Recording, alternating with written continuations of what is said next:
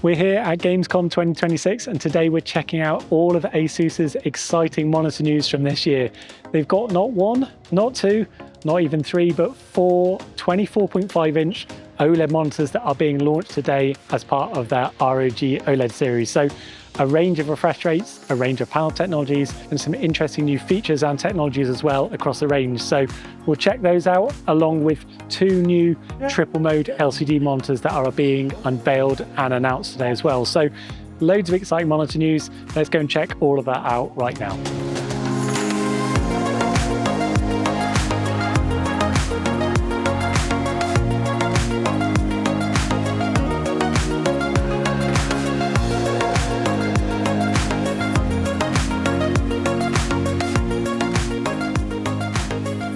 So the headline from Gamescom this year is 4 new OLED monitors that are 24.5 inches in size. They've got 1080p resolution and a range of different panel technologies and refresh rates. So there's now a choice for different gaming requirements, different needs, and different preferences. The key model that's being launched is this. It's the ROG Swift OLED PG259 QWS Ace. So a bit of a mouthful. They've all got really long model numbers. I'll pop them up on the screen so that I don't have to keep repeating them.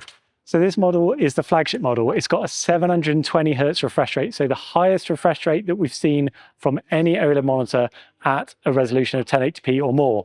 Obviously, we've seen that resolution on some of the dual mode monitors so far, but only at a much lower 720p resolution. So this is the first time we're now seeing it at 1080p.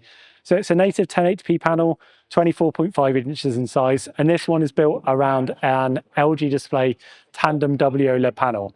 It's got the traditional RGB subpixel layout, so it retains the white subpixel that we've seen in most of the LG Display WOLED panels so far, enabling very high brightness levels. So this one has got a peak brightness of 1700 nits for HDR, 390 nits for SDR, and it's expected to meet the VESA Display HDR True Black 600 tier certification once it goes through that certification process. So this is the flagship model for anyone who's looking for the fastest and highest refresh rates that you can get from any OLED monitor so far.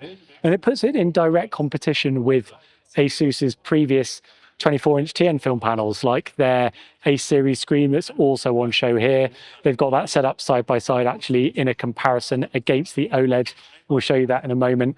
But their fastest TN film model previously has been 610 Hz. This one is now 720 Hz. So if you've got the system that can support it, the CPU, the GPU, and you're playing a game that can support it. So you've got the potential here for super high frame rates and the best gaming performance that you could find from an OLED panel. From a competitive and esports gaming point of view, one of the most exciting things really, I think, about the 720 Hz model especially, is that that's a refresh rate that is higher than most of the TN film panels that are available now. So most of those esports models that are being used in that space at the moment are in the 600 Hz kind of range. You can get some faster ones. We've seen 750 Hz, 1000 Hz was shown at Computex as well. But the difference here is that thanks to the near instant response times of the OLED panel, you're going to get amazing motion clarity without any concerns around overshoot or artifacts that you might have on any LCD panel. At 720 Hz, you should get an equivalent motion clarity of around 1080 Hz on an LCD because of those really fast response times. So competitive and esports gamers can finally consider moving from an aging technology like TN film to something that's far more capable and offers a better all-round experience. When it comes to comparing the TN film LCD models and the OLED, one of the key features that Asus are pointing out is that on the TN film screens, a lot of people use the blur reduction mode, the strobing backlight, to improve the motion clarity in gaming situations and hide some of the artifacts and the overshoot that you get from the somewhat slower response times. But they feel that a 610 Hz screen with strobing blur reduction backlight compared with a 720 Hz OLED is very similar. So instead of having to rely on a blur reduction backlight like BFI on an OLED, the raw power of the higher frame rate and the higher refresh rate of the OLED can deliver superior motion clarity. So you can bypass issues that you might face with flickering and reduced brightness and poor image quality by having to use strobing on an LCD. So another key benefit of the super high refresh rate of the OLED screen. This is the only model of the 4 that are on show here today that is part of their ROG Swift series.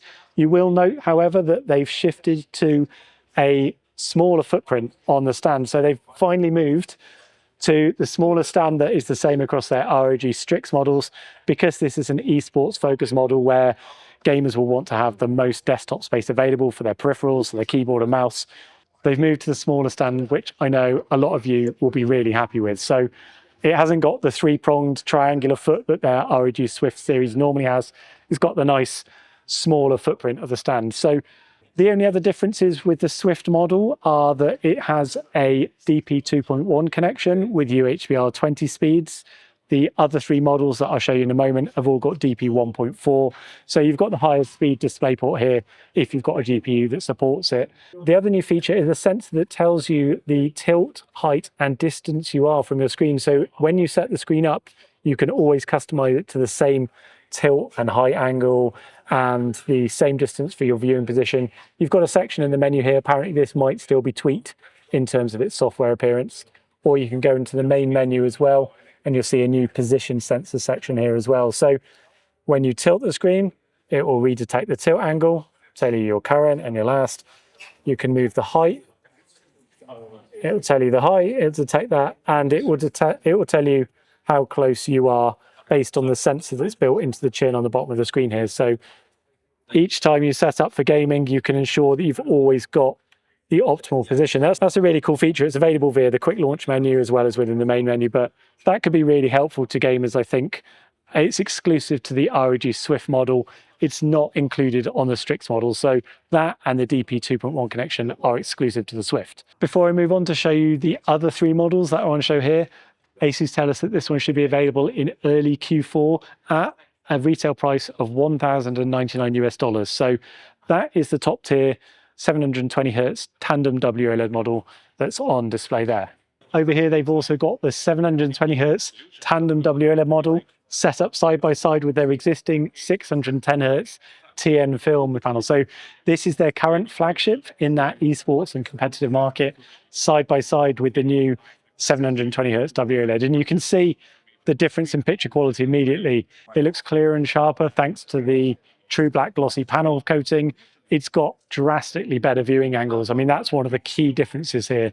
The viewing angles on TN film, I mean, they're pretty decent for a TN film panel on this example.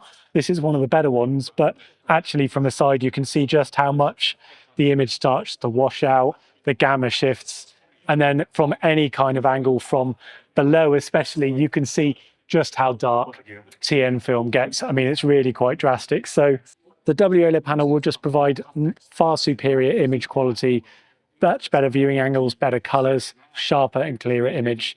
And of course, the contrast is far better as well. You've got a 1000:1 contrast on a TN film panel, which is pretty typical, and basically an infinite contrast ratio on the OLED. So deeper blacks, better contrast, more image detail as well.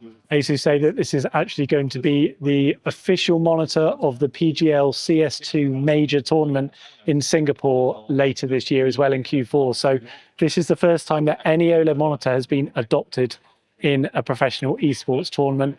They're going to be featuring their 720 Hz WOLED model across that tournament. So there's a really major change in the competitive and esports gaming market. This is the second 24.5-inch tandem WOLED model, so another panel from LG Display.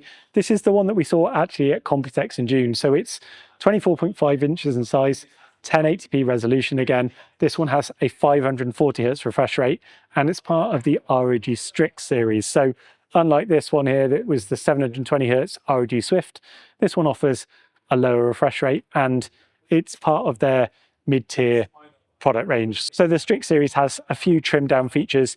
So it doesn't have the tilt, height and distance adjustment sensor that the Swift model had. But one thing it does have that all of these new 24.5 inch size models has are some new game visual preset modes. So you've got 3 FPS modes now that are in the menu. FPS 1 is apparently pre-configured for CSGO. FPS 2 is configured for Valorant, and FPS 3 is configured for PUBG. So these will be optimized in terms of colors, sharpness, appearance, and everything, ready for those specific FPS games. And then they've also increased the number of user adjustable modes in the menu as well. So you've got 3 different preset modes that you can configure to your liking. So that's a new game visual preset that's available across all 4 of these models. But this one, like I say, it's an ROG Strix model, 540 Hz refresh rate.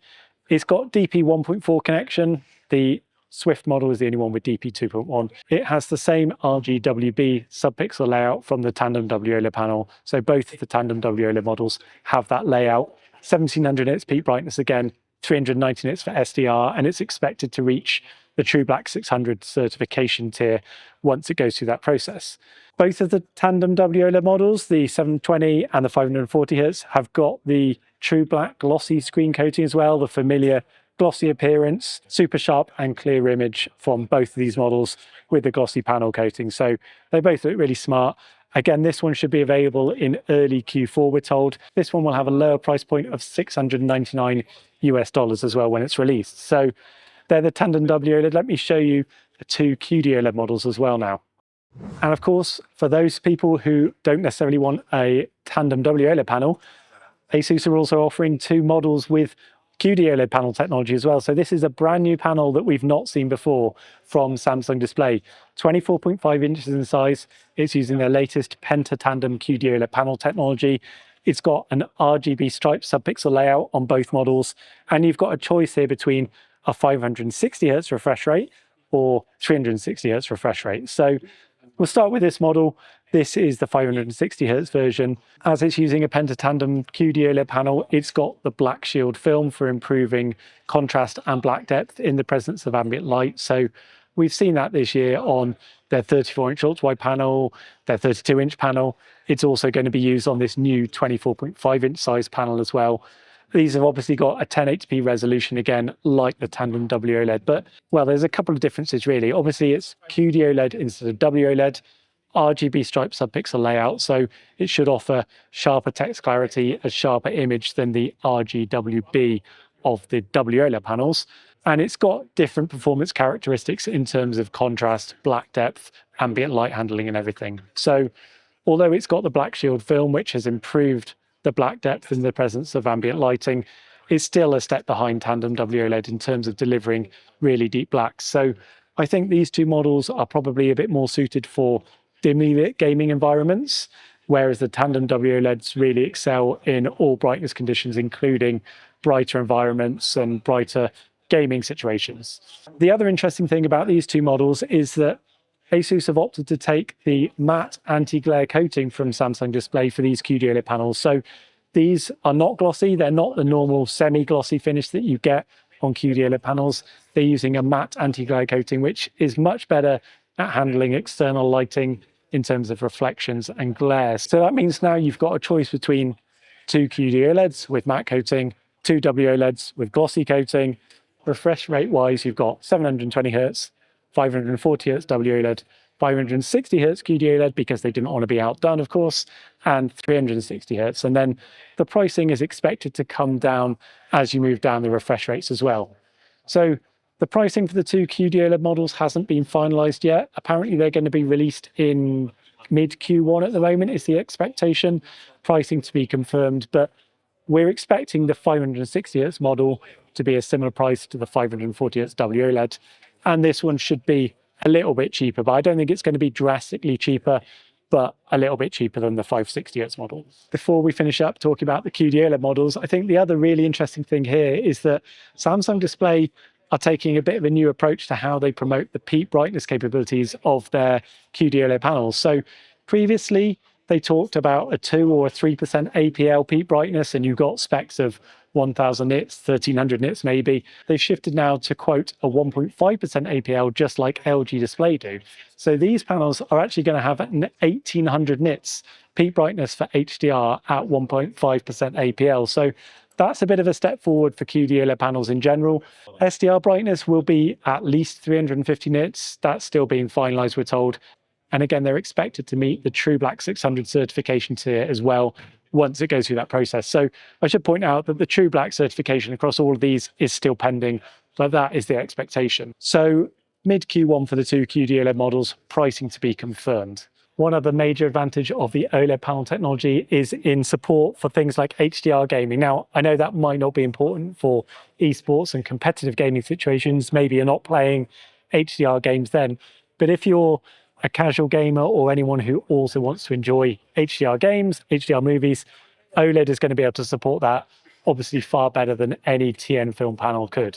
Now, TN film has dominated this 24-inch segment for a long, long time, but it's got non-existent HDR capabilities like no local dimming, poor contrast ratio, often reduced color gamut, and sRGB standard color gamut at a maximum.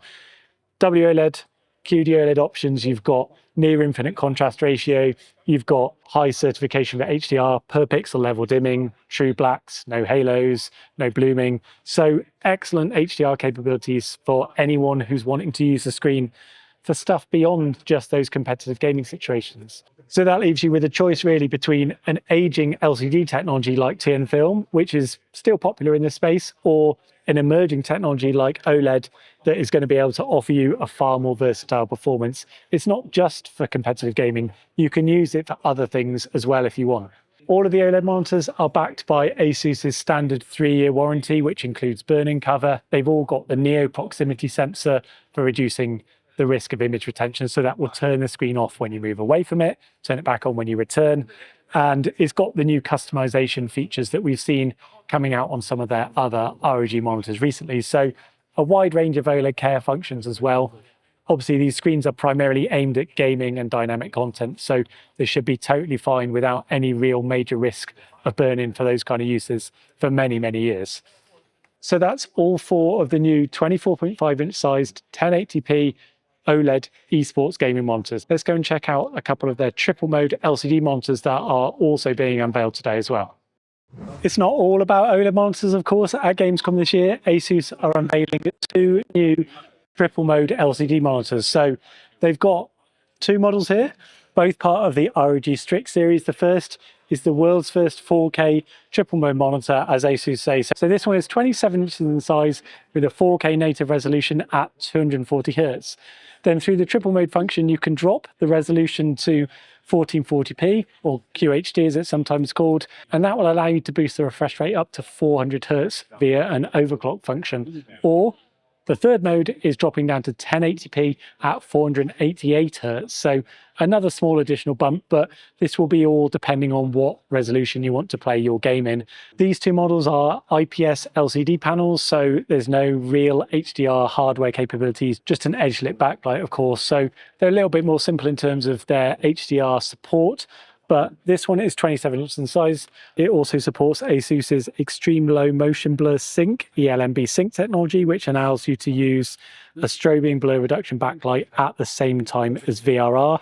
So that could be useful for improving motion clarity in certain situations. When you're gaming in either of the other dual mode functions, the triple mode functions at QHD or 1080p, you can also use their new smart pixel technology, which enhances the detail and improves the image clarity and resolution. So we saw that on one of the other recent gaming monitors, and it worked pretty well at improving the display sharpness at low resolution. So that's an interesting option if you're going to use the low resolutions to allow you to prioritize higher frame rates and reach those higher refresh rates as well. This second model offers even more extreme speeds. It's another 27-inch IPS LCD screen, part of the ROG Strix series, but this one's got a native 1440p resolution. And at that resolution, it can run at 475 Hz as standard. But then the triple mode function allows you to drop to 1080p at 620 Hz or HD or 720p at 920 Hz. So again, you've got a choice here depending on your gaming preference, whether you want to prioritize image detail or speed. If you're playing some older game titles, or perhaps you're looking to push as many frames as possible, then you can use the triple mode and drop down to 1080p or maybe even 720p, or you can just game at the already very decent 475 Hz at 1440p as well. This model is very similar to the 4K model that we've just shown you, except it's got that native 1440p resolution instead. It's also got eLMB sync again for blur reduction at the same time as variable refresh rates. There's smart pixel technology as well for enhancing detail at those lower resolutions. And then it's got DisplayPort 1.4, HDMI 2.1, and USB Type-C again with 15 watts power delivery. So those are the two LCDs to go along with their 4 new OLED models that are being launched and announced today at Gamescom. And before any of you ask, no, there's no more news about G-sync Pulsar monitors. Unfortunately, at this year's Gamescom, they've got the 27-inch model that we've already reviewed, 1440p, 360 Hz with G-sync Pulsar. Unfortunately, no further news on new sizes, new resolutions, mini LED options, and so on. Maybe we'll get some more news at CES in January. We'll try and track down NVIDIA, try and get some gossip on that for you as soon as we can. But this Gamescom is all about OLED and the triple mode monitors. So there you go. That's all of the exciting monitor news and announcements from Asus this year at Gamescom. Loads of really exciting new screens. Really like the look of those new 24.5-inch sized OLED monitors, finally bringing that technology en masse by the look of it to the esports and competitive gaming market. Those should be really interesting, I think. And then you've also got the triple mode monitors for anyone looking for a versatile LCD gaming screen as well. So we'll be bringing you more coverage from Gamescom this week and IFA next week as well. So if you want to stay up to date, make sure you hit subscribe for all of the latest updates and all of our latest coverage. Thank you for watching. I'll catch you next time.